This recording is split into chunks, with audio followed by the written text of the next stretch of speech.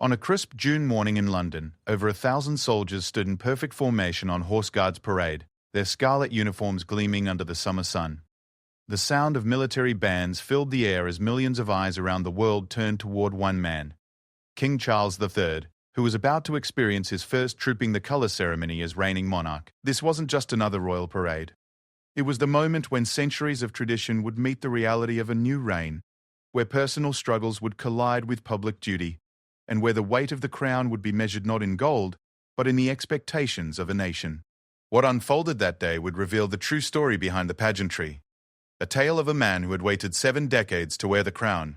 A ceremony steeped in military precision and royal protocol, and a kingdom watching to see if their new king could honor the past while leading them into the future. This is the untold story of one of Britain's most magnificent traditions, seen through the eyes of those who lived it, planned it, and witnessed history in the making. The alarm clock in Clarence House chimed at 5:30 in the morning, but King Charles III had been awake for hours. Through the tall windows of his study, he could see the first hints of dawn breaking over London. On his desk lay detailed schedules, weather reports, and security briefings for what would be his first Trooping the Colour ceremony as sovereign. At 74 years old, after the longest wait of any heir apparent in British history, this day represented more than just a birthday celebration. It was his moment to prove himself worthy of the crown that had finally come to rest upon his head. Charles Philip Arthur George had attended this ceremony countless times before. As a young prince, he had watched from palace balconies, waving to the crowds below. As Prince of Wales, he had participated as Colonel of the Welsh Guards, riding alongside his mother, Queen Elizabeth II. But today was different.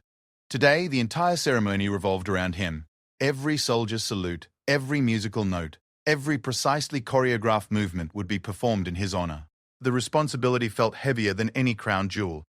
In the weeks leading up to this moment, Charles had spent countless hours with his private secretary, reviewing every detail of the ancient ceremony. The tradition of trooping the colour dated back to the 17th century, when regimental colours were displayed before troops so they could recognise their banner in the heat of battle. Over time, it had evolved into the sovereign's official birthday celebration, a spectacular display of military precision and royal pageantry that drew visitors from around the globe. The king's relationship with the military had always been deeply personal. Unlike his mother, who had served during World War II, Charles had entered a peacetime military, but his commitment had been no less genuine. He had trained as a pilot with the Royal Air Force and served in the Royal Navy, commanding the minesweeper HMS Bronington. These experiences had given him profound respect for the men and women who would parade before him today. He understood their dedication, their sacrifice, and the honor they felt in serving the crown. As he prepared for the day ahead, Charles reflected on the journey that had brought him to this moment. His mother's death in September 2022 had thrust him into a role he had prepared for his entire life, but had never quite imagined experiencing the grief was still fresh, mixed with the overwhelming responsibility of leading a nation and the Commonwealth realms. Elizabeth II had been more than a mother and a queen to him. She had been his guide, his mentor, and his example of what it meant to serve with dignity and grace. The ceremony planning had begun months earlier, involving hundreds of people across multiple government departments and military units. The household division, consisting of the Life Guards, Horse Guards, and 5 regiments of Foot Guards, had been rehearsing their intricate movements since early spring. Every step, every turn, every moment of the 2-hour ceremony had been practiced until it became second nature. The precision required was extraordinary. Over 1,400 officers and soldiers would participate, along with 200 horses and more than 400 musicians. Security preparations had been equally meticulous. In an age of heightened global tensions and security threats, protecting not just the king but the thousands of spectators who would line the mall required coordination between multiple agencies.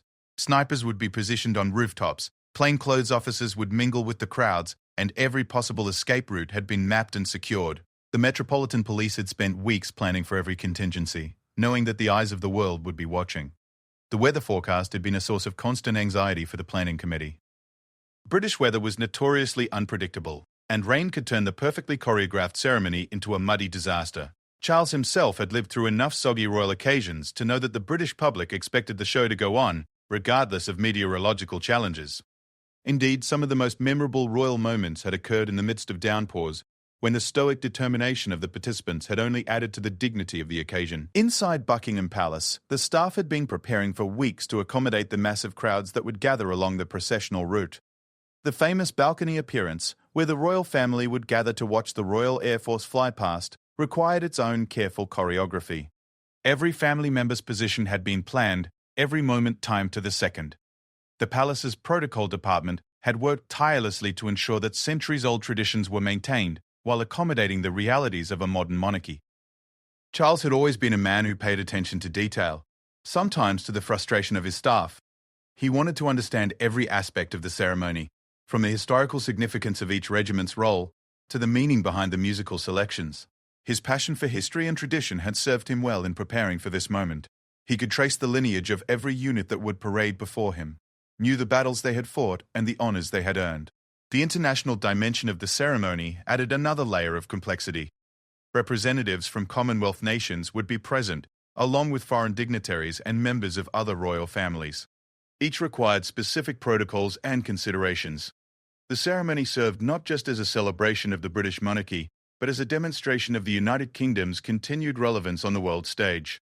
In an era when monarchies were increasingly questioned, the spectacle of trooping the colour represented a powerful assertion of the institution's enduring appeal. The media coverage would be unprecedented. Television crews from dozens of countries had secured positions along the route, and millions more would watch through live streaming services. Social media would provide real-time commentary from thousands of spectators, creating a global conversation about the monarchy's role in contemporary society. Charles understood that this ceremony would be scrutinized not just for its pageantry, but for what it revealed about his approach to kingship. Personal preparation had been just as important as the logistical arrangements. Charles had spent time with his tailor, ensuring that his ceremonial uniform fit perfectly. Every detail mattered: the positioning of his medals, the angle of his bearskin hat, the gleam of his sword. He would be photographed from every conceivable angle, and each image would be analyzed and critiqued by royal watchers around the world. The emotional weight of the day was perhaps the greatest challenge. This would be the first major state occasion since his mother's death, and her absence would be felt keenly by everyone present. The Queen had attended every Trooping the Colour ceremony for 7 decades, her presence a constant that had given the occasion much of its meaning and continuity. Now, Charles would have to provide that sense of permanence and stability himself. Family dynamics added another dimension to the day's significance. The relationships between various members of the royal family had been strained in recent years, with very public disagreements and departures that had dominated headlines. The ceremony would bring them together on the palace balcony, presenting an image of unity that would be carefully choreographed but emotionally complex. Charles knew that every gesture, every glance, every moment of interaction would be scrutinized for signs of reconciliation or continued tension. The tradition of the sovereign's birthday being celebrated in June, regardless of their actual birth date, had practical origins in the British climate's unreliability. Charles's actual birthday was in November, hardly ideal for outdoor ceremonies, but the tradition had deeper meaning as well. It represented the idea that the monarch belonged not to themselves but to the nation, that even their birthday became a public celebration rather than a private affair. As the morning progressed and the time for departure approached, Charles felt the weight of history settling upon his shoulders. He was about to participate in a ceremony that had been performed by his predecessors for centuries, each adding their own chapter to the monarchy's story. Today would be his first major addition to that narrative, his opportunity to demonstrate that he could carry forward the traditions he had inherited while making them relevant for a new generation. The king's relationship with tradition was complex and nuanced. Throughout his life as heir apparent, he had sometimes chafed against the constraints of protocol and ceremony, preferring a more informal approach to royal duties. But he had also come to understand the power of ritual and spectacle in maintaining the monarchy's mystique and relevance. Today, he would embrace the full majesty of his position, understanding that the ceremony was about more than personal celebration. It was about the continuity of the institution he now embodied. The final preparations were a delicate balance of ensuring everything was perfect while maintaining the flexibility to adapt to unexpected circumstances. Royal occasions had a way of producing memorable moments precisely because they involved human beings rather than machines. The possibility of a horse shying, a guardsman fainting, or an unexpected rain shower was part of what made these events compelling television and lasting memories for those fortunate enough to witness them in person. As Charles prepared to leave Clarence House for Horse Guards Parade, he carried with him the hopes and expectations of a nation, the weight of centuries of tradition, and the personal desire to honor his mother's memory while establishing his own legacy.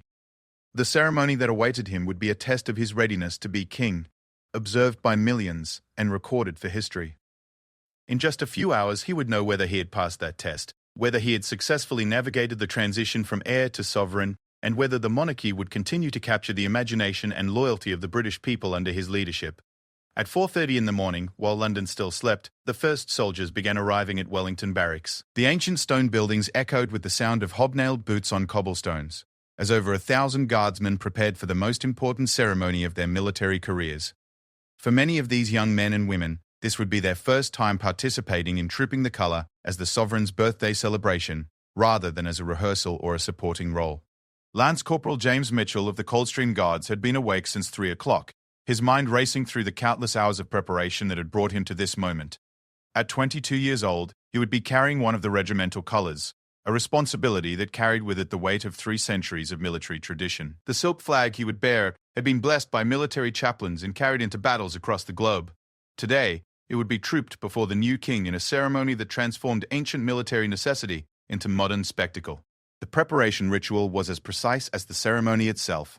Each guardsman's red tunic had been pressed to perfection, every button polished to mirror brightness. The famous bearskin hats, made from the fur of Canadian black bears, were carefully positioned and secured. These ceremonial uniforms weighed merely 20 pounds when complete, and wearing them in the June heat would test the endurance of even the fittest soldiers. The medical teams were already in position, ready to assist any guardsman who might succumb to the combination of weight, heat, and pressure. In the officers' quarters, Major Sarah Collins reviewed the intricate choreography one final time. As the first woman to command a company in the trooping ceremony, she carried the additional pressure of representing the changing face of the British military. Her path to this moment had not been easy. When she had joined the army 15 years earlier, the idea of women in combat roles was still controversial. Now, she would lead her troops past the king himself, a symbol of how tradition could evolve while maintaining its essential character. The horses were perhaps the most unpredictable element of the entire ceremony. In the royal mews, grooms had been working since dawn to prepare the magnificent animals that would carry the mounted officers of the household cavalry. Each horse was a carefully selected and trained athlete, capable of maintaining perfect formation despite the noise, crowds, and pageantry surrounding them. The king's own mount, a bay gelding named Noble, had been chosen for his calm temperament and steady gait. Even so, the horse had undergone months of preparation, gradually acclimated to the sounds of military bands and the presence of large crowds.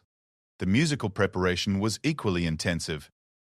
The massed bands of the household division, over 400 musicians strong, had rehearsed their complex program countless times. Every note mattered. The ceremony would unfold to a precise musical timeline, with traditional marches marking each phase of the proceedings. The bandmaster, wearing his distinctive gold-braided uniform, carried the enormous responsibility of ensuring that centuries of musical tradition were performed flawlessly while adapting to the unique requirements of this first ceremony under the new reign. Security personnel had been in position since midnight, their presence largely invisible but absolutely crucial. Detective Inspector Maria Santos had spent months planning for every possible contingency. Her team had studied video footage of previous ceremonies, identified potential vulnerabilities, and developed response protocols for everything from lone protesters to coordinated attacks. The challenge was providing absolute security while maintaining the open, celebratory atmosphere that made the ceremony so special for the thousands of spectators who would line the route. The crowds had begun gathering before dawn, with the most dedicated royal watchers claiming prime positions along the mall hours before the ceremony would begin. These weren't casual observers but serious enthusiasts who traveled from around the world to witness royal occasions. Many had attended dozens of such ceremonies, developing friendships with fellow spectators and creating an informal community of royal watchers who shared stories, photographs, and inside knowledge about the best viewing positions. Margaret Thompson, 78 years old and a retired schoolteacher from Yorkshire, had been attending Trooping the Colour ceremonies for over 40 years. She had seen Queen Elizabeth II in her prime, watched Prince Charles grow from a young man to heir apparent to king. For her, this ceremony represented a profound moment of transition, the end of one era and the beginning of another. She had positioned herself outside Buckingham Palace before 5 in the morning, bringing a folding chair, thermos of tea, and decades of experience in royal watching. Behind the scenes at Buckingham Palace, the staff worked with clockwork precision to ensure every detail was perfect. The master of the household, responsible for the smooth running of royal events, coordinated with dozens of department heads to ensure that everything from catering for distinguished guests to positioning of television cameras proceeded flawlessly. The palace had hosted thousands of events over its history, but each one required the same meticulous attention to detail that had made the British royal household legendary for its efficiency. The international guests began arriving at the palace in the early morning hours. Foreign royalty, diplomatic representatives, and distinguished visitors from Commonwealth nations gathered in the palace's staterooms, their presence a reminder of the ceremony's global significance. Crown Prince Frederick of Denmark chatted with Governor-General Mary Simon of Canada, while the Australian High Commissioner reviewed his schedule with palace protocol officers. Each guest represented not just their own nation, but the complex web of relationships that connected the British monarchy to the wider world. Television directors faced unique challenges in covering the ceremony. Unlike a sporting event or entertainment show, Trooping the Colour followed a rigid schedule with no possibility of delays or retakes. Camera operators had to anticipate every movement, knowing that millions of viewers around the world were depending on them to capture the pageantry and emotion of the occasion. The BBC's head of royal coverage, who had directed coverage of royal events for over 2 decades, understood that this ceremony would be scrutinised not just as entertainment, but as a historical document of the new reign's beginning.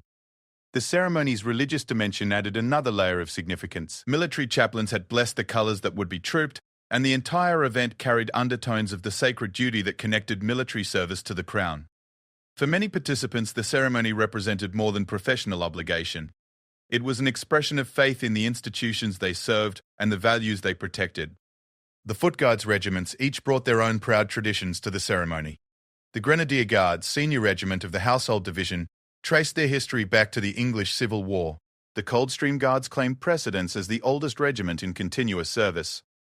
The Scots Guards, Irish Guards, and Welsh Guards each represented their respective nations within the United Kingdom. This diversity within unity reflected the complex character of modern Britain. Different traditions and identities brought together under the umbrella of shared institutions and values. Weather remained a constant concern as the morning progressed. British meteorologists had predicted fair conditions, but experience had taught royal watchers that London weather could change dramatically within minutes. Contingency plans existed for rain, wind, or even unexpected heat, but everyone hoped for the clear skies that would make the ceremony not just successful, but truly memorable. The younger members of the royal family had their own preparations to complete. Prince George, Princess Charlotte, and Prince Louis would appear on the palace balcony, their behaviour scrutinised by millions of viewers around the world. Palace staff had carefully prepared them for their role, explaining the importance of the occasion while ensuring they understood their part in the proceedings. Royal children had a long tradition of stealing the show at such events, and today would likely be no exception. For the serving military personnel, the ceremony represented the pinnacle of their ceremonial duties. Many had spent their entire careers hoping for the opportunity to participate in Trooping the Colour. The selection process was rigorous. Only the finest soldiers, those with exemplary records and perfect drill, were chosen to represent their regiments before the sovereign. Today's participants would carry the memory of this honour for the rest of their lives. The economic impact of the ceremony extended far beyond the immediate costs of staging the event. Hotels throughout London were fully booked with visitors who had travelled specifically to witness the ceremony. Restaurants, shops, and tourist attractions all benefited from the influx of royal watchers. The ceremony served as a powerful advertisement for Britain as a tourist destination, showcasing the country's unique blend of ancient tradition and modern efficiency. Media coverage extended far beyond traditional television broadcasting. Social media influencers had secured positions along the route, ready to provide real-time commentary and behind-the-scenes content for their followers. The ceremony would trend on Twitter, Instagram, and TikTok, reaching audiences that traditional media might miss. This digital dimension ensured that the ceremony's impact would extend far beyond the immediate participants and spectators. The logistics of moving over 1,000 participants from various locations across London to Horse Guards Parade required military precision. Transport officers had planned routes and timing down to the minute, ensuring that each unit arrived at exactly the right moment to take their place in the formation. Any delay or mistake could cascade through the entire ceremony, making punctuality not just important but essential. As the morning progressed and the ceremony start time approached, nervous energy filled the air. Soldiers checked and rechecked their equipment, officers reviewed their orders one final time, and staff members made final preparations. Everyone understood that they were about to participate in something special. A ceremony that would be remembered long after they had all gone home. A moment when ancient tradition would meet modern monarchy in one of the world's most spectacular displays of pageantry and precision. The king himself was making his final preparations at Clarence House, but his presence was already felt throughout the gathering forces. Every soldier, every musician, every staff member understood that they were preparing to honor not just a man, but an institution, not just a birthday, but a legacy that stretched back through centuries of British history. Today, they would all play their part in adding another chapter to that story, ensuring that the traditions they inherited would be passed on intact to future generations. At precisely 11 o'clock, the first notes of the national anthem echoed across Horse Guards Parade as King Charles III emerged from Clarence House to begin his journey to the ceremony. Mounted on Noble, his specially selected charger, the king cut an imposing figure in his scarlet tunic and bearskin hat.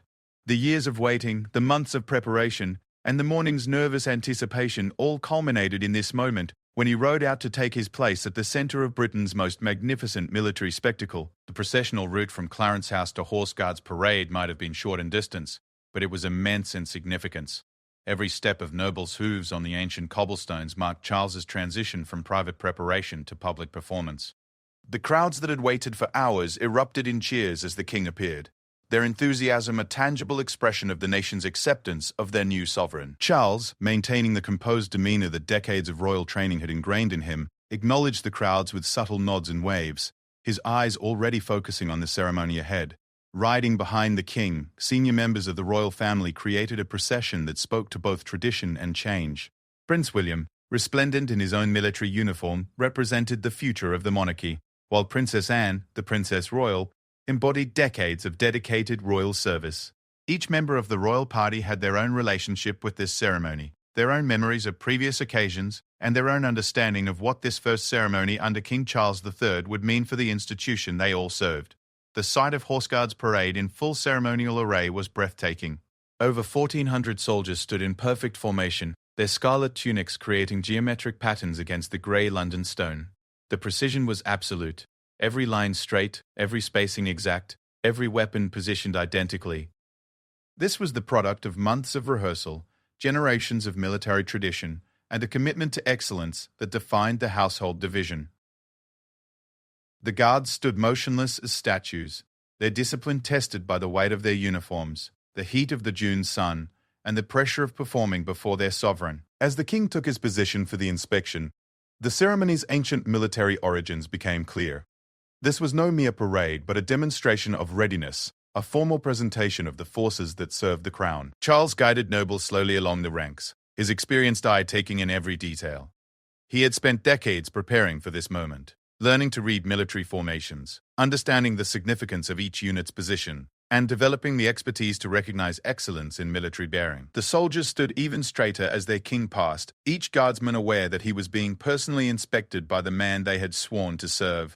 The musical accompaniment to the inspection was provided by the massed bands, their performance a masterpiece of coordination and timing. Over 400 musicians drawn from regiments across the household division played with a precision that matched that of the guards themselves. The traditional slow march that accompanied the king's inspection had been performed at countless ceremonies over the centuries, its stately rhythm perfectly suited to the solemnity of the occasion. Each bandsman understood that their music wasn't mere entertainment, but an integral part of the ceremony's emotional impact. Major Sarah Collins felt the weight of history as the king approached her company's position. As one of the few women officers participating in the ceremony, she represented both the continuity of military tradition and its evolution to reflect contemporary society. Her soldiers stood perfectly still as the king passed, but she could sense their pride and excitement. For many of them, this would be the closest they would ever come to the sovereign they served, a moment they would remember and recount for the rest of their lives. The ceremony of trooping the colour itself began with the presentation of the colours to be trooped. This year, it was the turn of the 1st Battalion Welsh Guards, their regimental colour a magnificent silk standard, bearing battle honours earned across 3 centuries of service. Lieutenant James Davidson, chosen to carry the colour, felt the enormous responsibility of bearing his regiment's most sacred possession before the king. The colour represented not just fabric and thread, but the honour, sacrifice and dedication of every Welsh guardsman who had served before him. As the colour was trooped through the ranks, the symbolism was both ancient and immediate. Originally, this ceremony had served the practical purpose of ensuring that soldiers could recognise their unit's flag in the confusion of battle. Today it represented something more profound, the connection between military service and the crown. The continuity of institutions across changing times, and the dedication of contemporary servicemen and women to ideals that transcended their individual lives. The crowd's reaction throughout the ceremony was electric. Thousands of spectators lined the ceremonial route, their cheers and applause providing a constant backdrop to the military precision unfolding before them. Many had traveled great distances to be present, some camping overnight to secure the best viewing positions. For them, this wasn't merely entertainment, but participation in a living tradition, a chance to witness history being made, and to demonstrate their own connection to the monarchy and the nation it represented. The international dimension of the ceremony was evident in the presence of foreign military attachés and diplomatic representatives. They understood that they were witnessing more than a birthday celebration. They were observing a demonstration of British military excellence and institutional continuity that spoke to the United Kingdom's continued relevance on the world stage. In an era of rapid change and global uncertainty, the ceremony represented stability, tradition, and the enduring power of well-maintained institutions. Television coverage brought the ceremony to a global audience of hundreds of millions, each viewer experiencing the pageantry through the expertise of commentators and the skill of camera operators who had spent years learning to capture such events. The BBC's veteran royal correspondent provided context and explanation for international audiences, helping them understand the historical significance of each element of the ceremony. Social media amplified the ceremony's reach, with millions of posts sharing photographs, videos, and real-time reactions from viewers around the world. The horses played their own crucial role in the ceremony's success. These magnificent animals, trained specifically for ceremonial duties, maintained perfect composure despite the noise, crowds, and excitement surrounding them. The household cavalry's mounts were legendary for their discipline and bearing, products of careful breeding and years of training. Each horse was as much a professional participant as their human riders, understanding their role and performing it with equine dignity. Weather conditions remained favorable throughout the ceremony, the British summer cooperating in a way that couldn't be guaranteed. Clear skies and gentle breezes created perfect conditions for both participants and spectators. The absence of rain meant that the ceremony could proceed without the complications that wet weather inevitably brought to outdoor events involving thousands of participants and delicate timing. The ceremony's religious undertones were subtle but significant. Military chaplains had blessed the colors, and the entire event carried implications about duty, service, and sacrifice that resonated with deeper spiritual themes. For many participants and observers, the ceremony represented more than military efficiency or royal pageantry. It embodied values of dedication, honor, and service to something greater than oneself. The precision required for the ceremony extended beyond military drill to encompass every aspect of the event's staging. Camera positions had been planned to the inch, sound equipment calibrated for perfect audio quality, and security measures implemented with invisible efficiency. The result was an event that appeared effortless but required enormous coordination and expertise to achieve. As the ceremony progressed through its traditional phases, the king demonstrated his mastery of royal protocol and military knowledge. His responses to salutes were perfectly timed, his acknowledgement of each unit's contribution appropriately measured, and his overall bearing dignified and assured. This was the performance of a lifetime, the culmination of decades of preparation, and the foundation for his reign's public perception. The younger members of the royal family, watching from the Major General's office windows overlooking Horse Guards parade, added their own dimension to the ceremony. Their presence reminded observers that this ancient tradition would continue into the future, carried forward by new generations who would adapt it to changing times while preserving its essential character. The economic benefits of the ceremony extended far beyond its immediate costs. Tourism, hospitality, and retail businesses throughout London experienced a significant boost from the influx of visitors drawn by the ceremony. The event served as a powerful advertisement for British tourism, showcasing the country's unique heritage and the spectacular pageantry that only a constitutional monarchy could provide. Medical teams stationed throughout the ceremonial area remained vigilant for any participants who might succumb to the physical demands of the ceremony.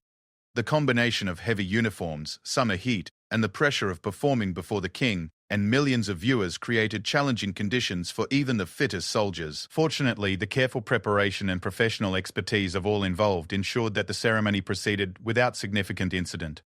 The ceremony's environmental impact had been carefully considered and minimized through sustainable practices wherever possible. Transportation was coordinated to reduce emissions, waste management systems ensured minimal environmental disruption, and the temporary structures required for the event were designed for reuse. Even ancient traditions could adapt to contemporary concerns about environmental responsibility. As the formal inspection concluded and the ceremony moved toward its climactic phases, the level of excitement and anticipation continued to build. Participants and spectators alike understood that they were witnessing something extraordinary. A perfect fusion of military precision, royal pageantry, and national celebration that demonstrated the continuing vitality of British institutions and traditions. The King's performance throughout this central phase of the ceremony had been flawless, demonstrating his readiness to assume the full responsibilities of sovereignty and his appreciation for the traditions he had inherited. Every gesture, every response, every moment of his participation reinforced the impression of a monarch who understood his role and was prepared to execute it with distinction and dignity. The crescendo of the ceremony began as the massed bands struck up the traditional march that would accompany the return procession to Buckingham Palace. King Charles III, having completed the formal inspection and witnessed the trooping of the colour, now prepared to lead his household troops back through the heart of London in a display of pageantry that would culminate with the famous balcony appearance and Royal Air Force flypast. The transition from the military precision of Horse Guards parade to the public celebration along the Mall represented the ceremony's evolution from ancient military necessity to modern royal spectacle. The procession formed up with clockwork precision, each unit taking its predetermined position in a formation that had been rehearsed countless times. The king, mounted on Noble, took his place at the head of the column, flanked by senior members of the royal family, and followed by the household troops in their magnificent full-dress uniforms. The sight of over 1,000 soldiers in scarlet tunics and towering bearskin hats created a river of colour flowing through the greystone landscape of central London. As the procession moved off from Horse Guards parade, the crowds lining the route erupted in cheers and applause. The Mall, one of the world's great ceremonial boulevards, provided the perfect setting for this display of royal pageantry. The wide avenue, flanked by plane trees and Union Jack flags, stretched from Admiralty Arch to the Victoria Memorial, creating a natural amphitheatre for one of Britain's most spectacular public events. Thousands of spectators, many of whom had been waiting since dawn, pressed against the barriers to catch a glimpse of the king and his magnificent escort. The international television audience for this portion of the ceremony reached its peak, with broadcasters around the world focusing on the spectacle of the royal procession. Commentators explained the significance of each element to viewers who might be unfamiliar with British traditions, while experienced royal watchers provided insider knowledge about the ceremony's finer points. The global reach of the coverage demonstrated the continuing fascination with monarchy and the unique appeal of British royal pageantry. Margaret Thompson, the retired schoolteacher from Yorkshire, who had positioned herself outside Buckingham Palace before dawn, felt tears in her eyes as the procession approached. For her, this moment represented not just the continuation of a beloved tradition, but personal validation of her decades-long devotion to the royal family. She had attended the Queen's coronation as a young woman, witnessed countless royal occasions over the years, and now stood ready to cheer the new king as he processed toward the palace that would be the center of his reign. The horses in the procession demonstrated the training and discipline that made them legendary among military mounts worldwide. Despite the noise of the crowds, the music of the bands, and the excitement of the occasion, they maintained perfect formation and composure. The household cavalry's chargers, bred and trained specifically for ceremonial duties, understood their role in the pageantry and performed it with equine dignity that matched the military bearing of their riders. Security arrangements along the processional route were extensive but largely invisible.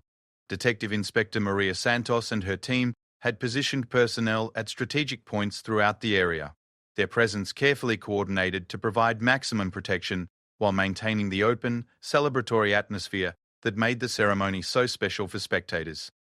The balance between security and accessibility represented one of the greatest challenges in staging modern royal events, requiring expertise, technology, and careful planning to achieve successfully. The musical accompaniment to the procession showcased the finest military bands in the world. The massed bands of the household division, marching in perfect step while maintaining musical precision, demonstrated the high standard of military musicianship that characterized the British Armed Forces. Their repertoire of traditional marches, many composed specifically for royal occasions, provided the soundtrack for a ceremony that was as much about sound as spectacle. Inside the royal carriage following behind the mounted procession, other members of the royal family experienced their own emotions as they participated in this historic occasion. The ceremony marked not just King Charles III's first birthday parade as sovereign, but also their own adjustment to new roles within a transformed royal hierarchy. Each had their own memories of previous ceremonies, their own relationships with the traditions being enacted, and their own understanding of how this day would shape the monarchy's future.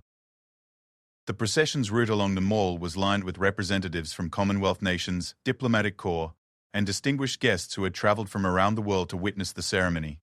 Their presence reinforced the international significance of the occasion and the continuing relevance of the British monarchy to global affairs. Foreign dignitaries understood that they were witnessing more than entertainment. They were observing a demonstration of institutional continuity and national confidence that spoke to Britain's continuing role in world affairs. As the procession approached Buckingham Palace, anticipation reached fever pitch.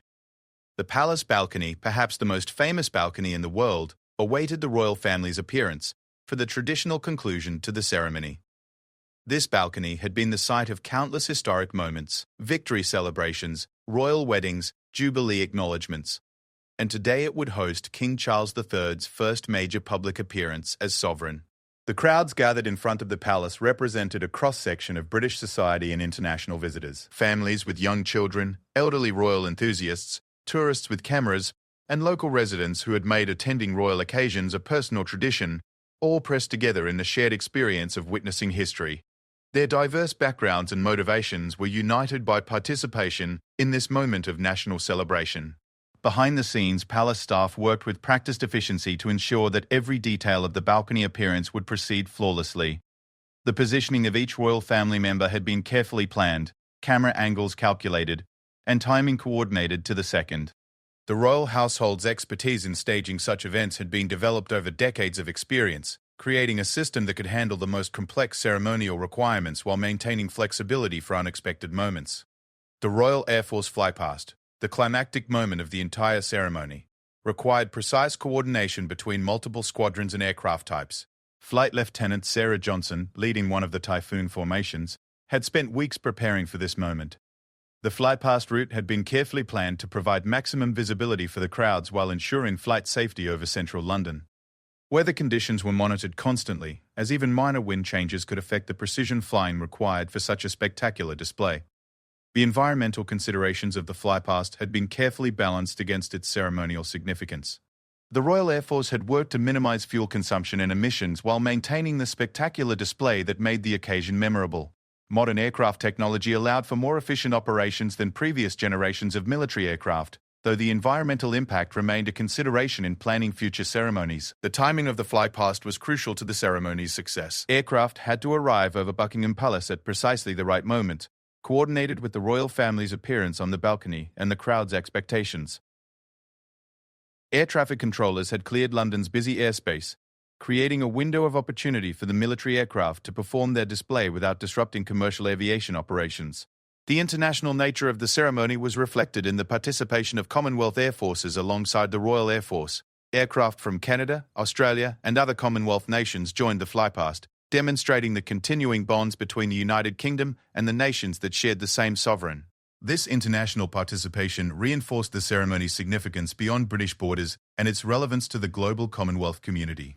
The media coverage of the flypast required sophisticated planning and technology. Television helicopters had been positioned to capture aerial views of the formation, ground cameras were stationed along the flight path, and specialized equipment was used to record the sound and spectacle of high-performance aircraft flying over central London. The coverage would be analyzed and replayed countless times, creating lasting memories of the ceremony for viewers who couldn't be present in person. Crowd control during the flypast was particularly challenging, as the excitement of the aerial display often led to sudden movements and shifts in the assembled masses. Stewards and police officers had positioned themselves throughout the area, ready to maintain safety while allowing spectators to enjoy the spectacular conclusion to the ceremony. Their experience in handling large crowds during royal occasions ensured that the celebration could proceed safely and successfully. The technical precision required for the flypast was extraordinary. Pilots had to maintain exact spacing, timing, and altitude while flying over one of the world's busiest urban areas. The formations were the result of countless hours of practice, with each pilot knowing their exact position and role in creating the spectacular aerial display that would mark the climax of the King's first birthday parade. As the moment for the flypast approached, excitement throughout the assembled crowds reached its peak. Faces turned skyward, cameras were raised, and conversations fell silent in anticipation of the thunderous approach of military aircraft that would provide the dramatic conclusion to a day of pageantry and celebration. The success or failure of this final element would largely determine how the ceremony was remembered, and whether it successfully established King Charles III as a sovereign worthy of the spectacular traditions he had inherited. The moment arrived with a distant rumble that grew into a thunderous roar as the Royal Air Force flypast appeared on the horizon. King Charles III, standing on the famous balcony of Buckingham Palace surrounded by his family, looked up as 70 military aircraft approached in perfect formation over central London. The Red Arrows, Britain's elite aerobatic display team, led the aerial procession with their distinctive red, white and blue smoke trails painting the sky in the colours of the Union Jack. Below, hundreds of thousands of spectators craned their necks skyward, their cheers mixing with the deafening sound of Typhoon fighters, transport aircraft, and helicopters passing overhead in a display of military precision and national pride. Flight Lieutenant Sarah Johnson, at the controls of her Typhoon jet, felt the weight of responsibility as she maintained her exact position in the formation. Flying at just 500 feet above the palace, she could see the tiny figures of the royal family on the balcony below, including the king himself acknowledging the aerial tribute. This was the culmination not just of weeks of practice, but of a career dedicated to serving the crown through military aviation. The precision required was absolute. Any deviation from the planned formation could ruin the spectacle for the millions watching and potentially endanger both aircrew and spectators below. On the palace balcony, the royal family presented a carefully orchestrated tableau of unity and continuity. King Charles III, resplendent in his ceremonial uniform, stood at the center, flanked by Queen Camilla and other senior royals. The younger generation was represented by Prince William and Catherine, along with their children, who waved enthusiastically at the aircraft overhead. The positioning had been planned to the inch, ensuring that photographers captured images that would define the new reign and demonstrate the monarchy's continued vitality. Young Prince Louis, now old enough to understand something of the ceremony's significance, pointed excitedly at the aircraft overhead, while his siblings maintained the composed demeanor expected of future monarchs. Their presence on the balcony symbolized the continuity of the institution. These children would one day participate in their own versions of this ceremony, carrying forward traditions that stretched back centuries while adapting them to their own era's requirements and expectations. Margaret Thompson, still positioned at her carefully chosen spot in front of the palace, felt the emotional impact of the flypast wash over her. After 7 decades of royal watching, she understood that she was witnessing a pivotal moment in British history. The transition from Elizabeth II to Charles III was complete, validated by this spectacular demonstration of national unity and institutional continuity. The tears in her eyes reflected not just personal satisfaction, but a deeper recognition that the traditions she had devoted her life to following remained vital and relevant. The crowd's reaction to the flypast was electric and immediate. Cheers, applause, and spontaneous singing of the national anthem created a wall of sound that competed with the aircraft engines overhead. Mobile phones and cameras captured countless images and videos that would be shared instantly across social media platforms, spreading the ceremony's impact far beyond those physically present. The digital dimension of modern royal occasions meant that participation was no longer limited by geography. Millions around the world could share in the experience through live streaming and social media. The international guests watching from palace windows and special viewing areas understood that they were witnessing more than military pageantry. The flypast demonstrated Britain's continued military capabilities and technological sophistication, while reinforcing the monarchy's role as head of the armed forces. Foreign dignitaries and military attachés observed the precision and professionalism on display, understanding its implications for international relations and defence cooperation. The BBC's veteran royal correspondent provided expert commentary for the global television audience, explaining the significance of each aircraft type and formation while capturing the emotional impact of the moment. His experience covering decades of royal occasions allowed him to place the ceremony in historical context, while helping international viewers understand the traditions they were witnessing. The commentary balanced technical information with human interest, ensuring that viewers appreciated both the spectacle and its deeper meaning. The logistics of the flypast had required months of coordination between the Royal Air Force, air traffic control, and civilian aviation authorities. Commercial flights had been rerouted, airspace cleared, and weather conditions monitored constantly to ensure the display could proceed safely and effectively. The success of the operation demonstrated the high level of professional expertise and coordination that characterized Britain's military and aviation sectors. Behind the scenes at the palace, staff members felt the satisfaction of a complex event executed flawlessly. The master of the household and his team had coordinated thousands of details to ensure that everything from guest seating to catering proceeded without incident. Their expertise, developed over generations of royal service, had created the smooth, effortless appearance that made such occasions memorable for participants and observers alike. The environmental impact of the ceremony, including the flypast, had been carefully considered and minimized wherever possible. The Royal Air Force had used the most fuel-efficient flight profiles consistent with the display requirements, while palace operations had implemented sustainable practices throughout the event. Even ancient traditions could adapt to contemporary concerns about environmental responsibility without losing their essential character or impact.